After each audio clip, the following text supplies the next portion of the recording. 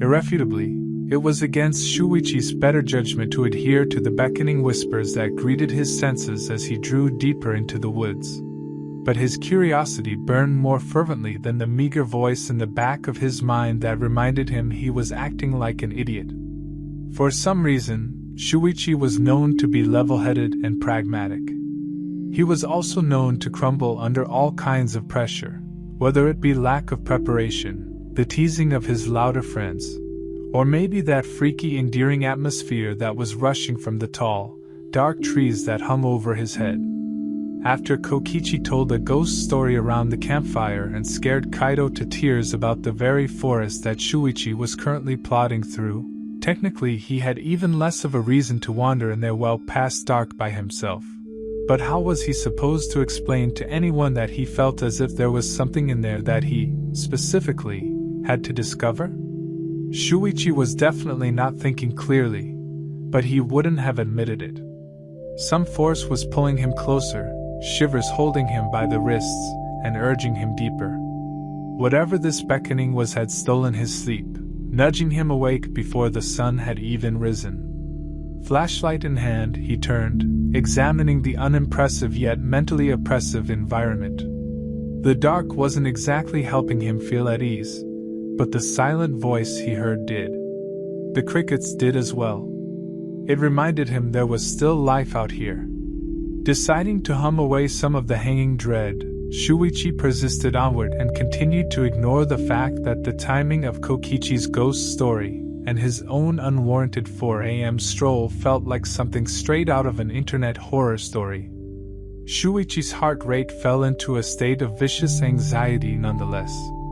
As the whispering grew closer and louder, he realized that the unknown voice was quietly calling for help. Without another second spared, his pace grew frantic as he followed the noises deeper into the dark. A rotting cabin crossed the glow of his flashlight. As Shuichi approached it, his sense of fear and worry conflicted. There was something very, very wrong with how and why he ended up here, but it certainly couldn't have been his imagination, not with what he was sensing now. His trembling fingers reached for the doorknob. A voice more like his conscience told him to turn back, to leave.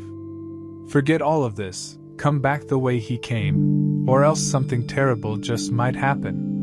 Yet the other voice told him he was doing exactly what he needed to. Definitely an internet horror story.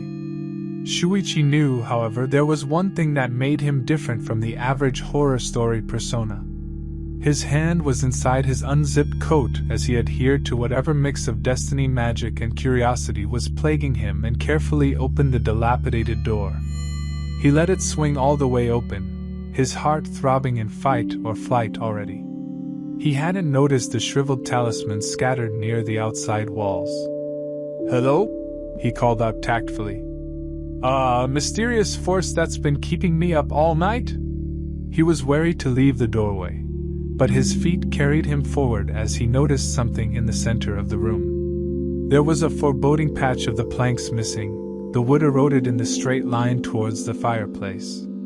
A strange black liquid stained the bottom of the small hole, and Shuichi noticed the talismans this time, scattered and torn around the erosion. Sucking in air through his teeth, he felt a wave of dread. He did not spend much time believing in the supernatural, but he considered the circumstances and wondered why he had been just skeptical enough to let himself be led out to the middle of the goddamn woods.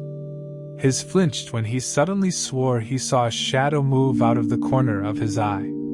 The front door abruptly slammed and Shuichi nearly screamed, spinning around and pulling his gun out of his coat, because yes, he had a gun. "Hey! Who's there?" he called out, his voice shaking. "Talk! There's no need to be so hostile." Shuichi froze up completely, not expecting to actually receive a response. He whipped his head back and forth, searching for a source to the voice that seemed to manifest from nowhere. "You followed my voice and now you act like you didn't come all the way out here yourself?" A shrill presence suddenly crept up behind him and Shuichi spun around. There was nothing to see. "Who are you? Stop hiding!" he demanded. If that was really you, whoever you are, why am I here? It's because I need you for something. I just need a little help.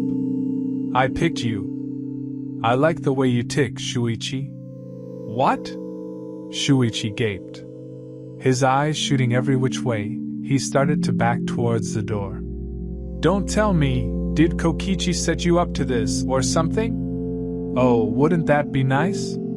Shuichi's shoulder bumped the railing of the staircase that ended up behind him. He stepped to navigate it, his eyes fixing on the black liquid that was seeping, against all physics, out of the hole and through the floorboards.